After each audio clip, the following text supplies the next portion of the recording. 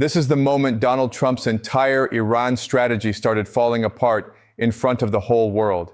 This is the notification that landed inside the White House on Sunday morning that sent the Situation Room into emergency mode. And this is the rejection that Trump, already dealing with a broken ceasefire, a closed strait, and oil prices hitting $96 a barrel, had been dreading more than anything else since this war began.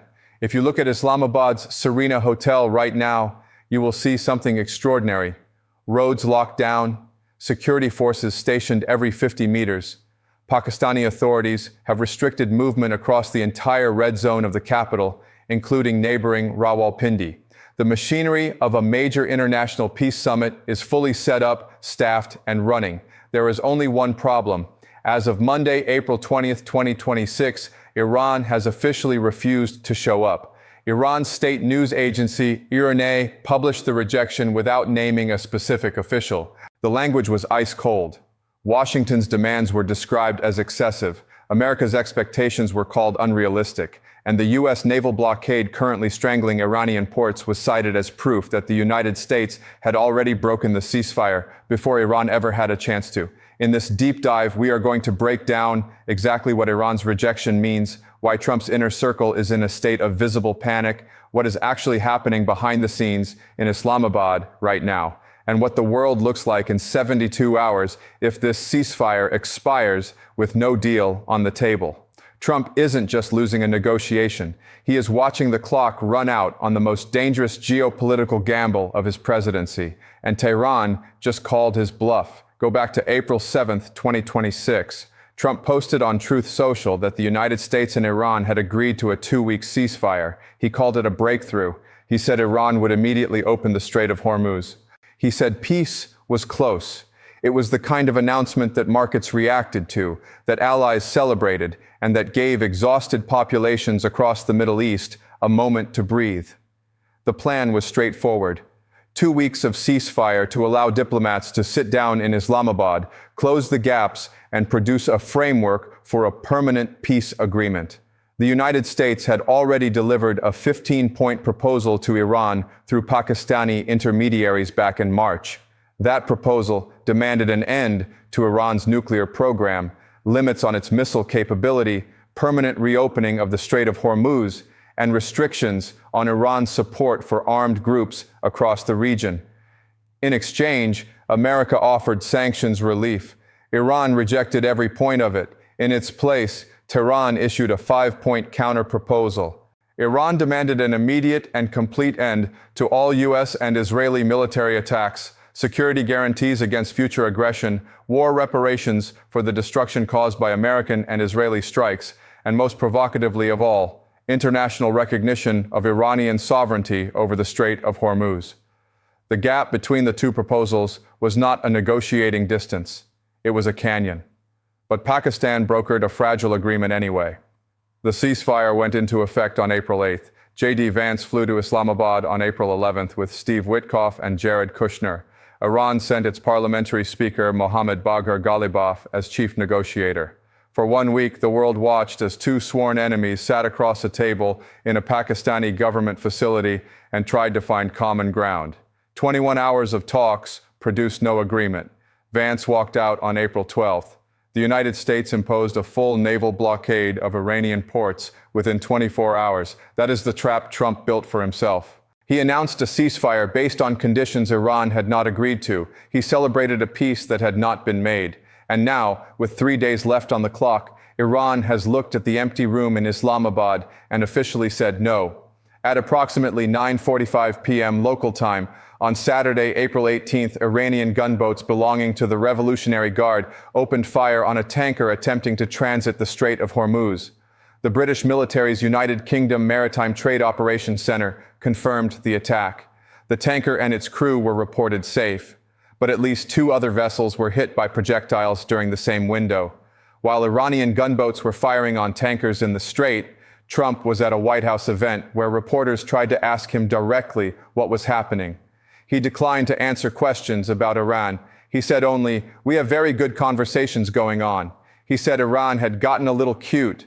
He added, almost as an afterthought, they wanted to close up the strait again. Pause. That sentence They wanted to close up the strait again. Told the room everything it needed to know about where this situation actually stood. Because by Sunday morning, the strait was not just partially closed. No tankers passed through the Strait of Hormuz at all on Sunday, not a single one. According to tracking data, 0 commercial vessels made it through. The waterway that carries 20% of the world's oil supply was completely shut down. While Iran was closing the strait on Saturday night, the U.S. Navy was simultaneously firing on and seizing an Iranian-flagged cargo vessel in the Gulf of Oman that had tried to bypass the American blockade. Trump announced the seizure himself. It was the most aggressive single military action the United States had taken since the ceasefire began. And while the ship seizure was making headlines, Iran's Supreme National Security Council issued a statement that made the diplomatic situation even worse. The council declared that Iran would maintain full control over traffic through the Strait of Hormuz until, in their exact words, the war fully ends and lasting peace is achieved in the region. No ceasefire, no partial deal, no temporary arrangement, a complete and permanent resolution, or the strait stays closed. That is not a negotiating position. That is an ultimatum. Brent crude, which had dropped to below $90 a barrel on Friday when it briefly looked like the strait might reopen, jumped 7% to $96.88 on Sunday morning. U.S. crude surged 7% to $90.33. American gas prices, which had already hit a national average of $4.05 a gallon, a level the Energy Secretary said might not return below $3 until next year, began climbing again. In a single weekend, the oil market erased an entire week of diplomatic progress. Then, on Sunday morning, Iran's state news agency IRNA published the official rejection. No second round of talks, no delegation to Islamabad, no acknowledgement that the summit even deserved a response beyond what Iran's foreign ministry spokesperson described as Washington's unlawful and criminal conduct. According to multiple sources who spoke to journalists covering the White House on Sunday, the mood inside the administration was not controlled or strategic. It was reactive.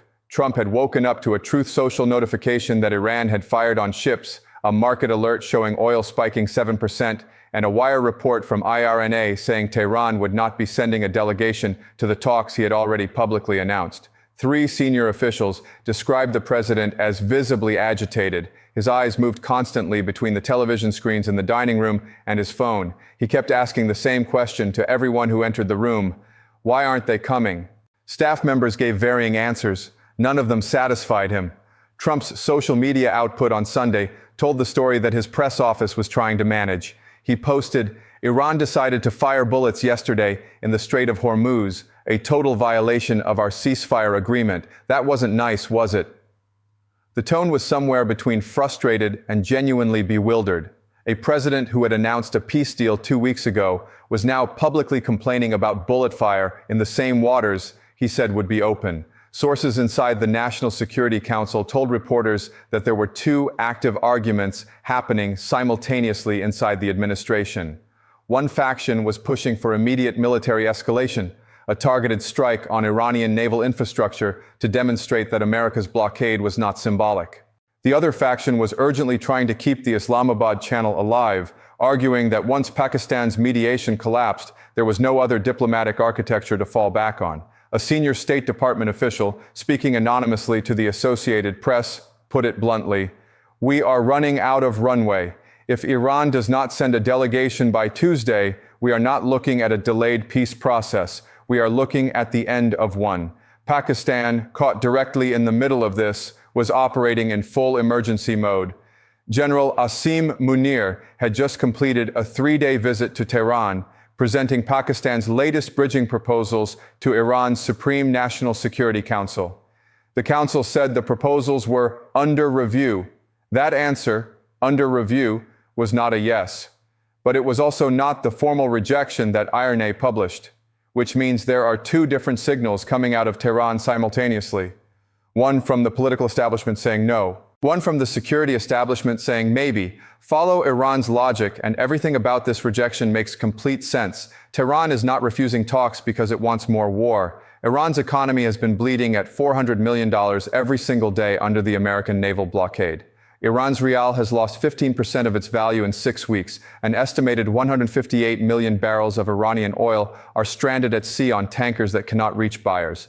Iran cannot afford endless war any more than America can. But here is what Iran's leadership understands that Trump's team keeps underestimating. Iran came to the last round of talks in a position of maximum internal contradiction. Its hardliners were broadcasting on state television that Iran had survived an attack by the world's two most powerful military forces and emerged undefeated. Its moderates were quietly calling European counterparts in Berlin, Paris, and London looking for relief. Parliamentary Speaker Ghalibaf, Iran's own chief negotiator, sat down in Islamabad and then went on state television afterward and said, "We are still far from the final discussion." That sentence was not directed at Washington. It was directed at Tehran's hardliners. It was Ghalibaf positioning himself as the man who did not surrender, even as he kept the door open. And that positioning requires Iran to appear to reject talks publicly, even when it is privately considering them. The IRNA rejection and the Security Council's under review response are not contradictions. They are the two faces of a government navigating between what its hardliners demand publicly and what its pragmatists are calculating privately. This shifts power in a way that most Western analysts have not yet fully grasped. Every day that Iran publicly refuses, while privately reviewing, the pressure on Trump to either extend the ceasefire or escalate militarily increases. Trump said on Friday that he would likely not extend it. He said the blockade would remain regardless. He said, "We'll have to start dropping bombs again if Iran did not cooperate." Those were not threats made from a position of strength. They were the statements of a leader who had already announced a peace deal and was now watching it evaporate in real time. The legal dimension of this situation is also becoming a serious problem for the administration. Legal experts cited by NPR have stated clearly that Trump's previous threat to bomb Iranian power plants and bridges, civilian infrastructure, would constitute a war crime under both international law and U.S. law itself. Trump, when asked directly if he was concerned, said no. But that answer is already circulating in international courts, in the ICC, and in European capitals that are quietly documenting every statement for potential future accountability proceedings. Here is the domino effect that no one in Washington wants to say out loud. If Iran does not send a delegation by Tuesday, talks cannot start. If talks cannot start, the ceasefire expires Wednesday with no replacement. If the ceasefire expires, the naval blockade continues and Iran has no incentive to reopen the strait. If the strait stays closed, oil prices do not stop at $97. They go to 120, then 140, then beyond any model that energy markets have ever priced. If oil hits $140, the American economy, already absorbing 4.05 a gallon at the pump, enters a level of inflationary pressure that could trigger a recession before the end of the year. We are looking at an economic chain reaction that starts in the Strait of Hormuz and lands on every kitchen table in the United States. Geopolitical watchers in Beijing are watching this very carefully. China, which had been reportedly planning to deliver advanced air defense systems to Iran in the coming weeks, is calculating something specific. A U.S.-Iran peace deal closes the window for Chinese weapons to meaningfully shift the balance. A collapsed ceasefire reopens it entirely. The longer Trump fails to secure a second round of talks, the more useful it becomes for China to delay its own moderation and allow the crisis to deepen.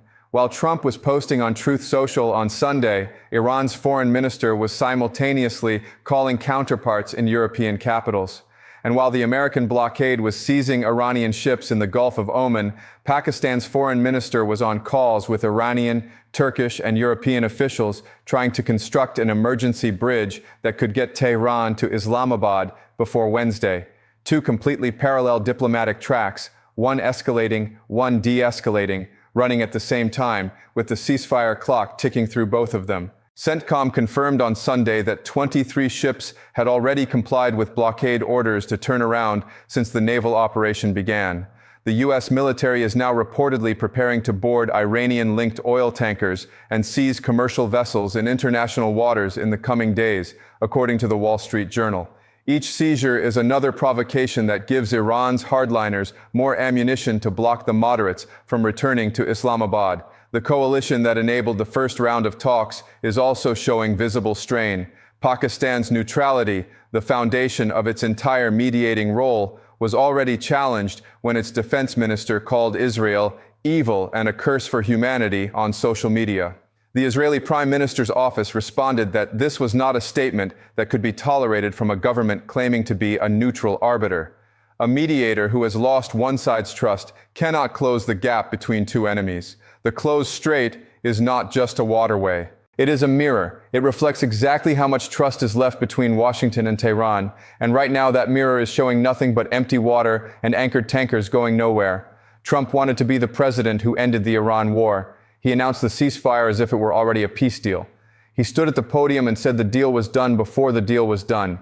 And now, 3 days before that ceasefire expires, Iran has refused to come back to the table. The strait is closed again. The U.S. Navy has seized an Iranian ship. Oil is climbing toward $100 a barrel, and Trump's own Friday statement that he would probably not extend the ceasefire is the loudest thing he has said all weekend. So where are we right now? The White House is sending its negotiating team to Islamabad, regardless of whether Iran has confirmed attendance. Pakistan is in emergency diplomatic mode, working every channel it has to get Tehran to reverse the IRNA rejection before Tuesday. Iran's Security Council is reviewing Pakistan's latest proposals while its political establishment publicly says no. China is watching, the markets are watching, and the ceasefire clock is at 72 hours and counting. Trump will try to pressure Iran through additional military signals in the next 48 hours. He may try to escalate the naval seizures to demonstrate that the blockade has real teeth. He could even move additional air assets into the region as a visible threat designed to push Tehran back to the table.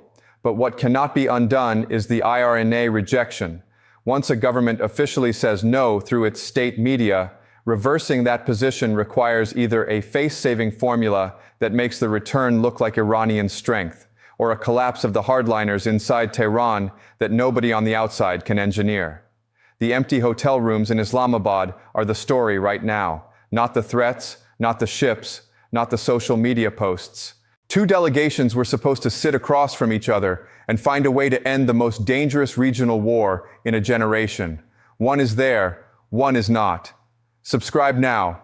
We are going to be monitoring this situation through the ceasefire deadline on Wednesday in real time. If Iran reverses course and sends a delegation, we go live immediately. If the ceasefire collapses with no deal, we will break down exactly what comes next and what it means for every country watching this unfold.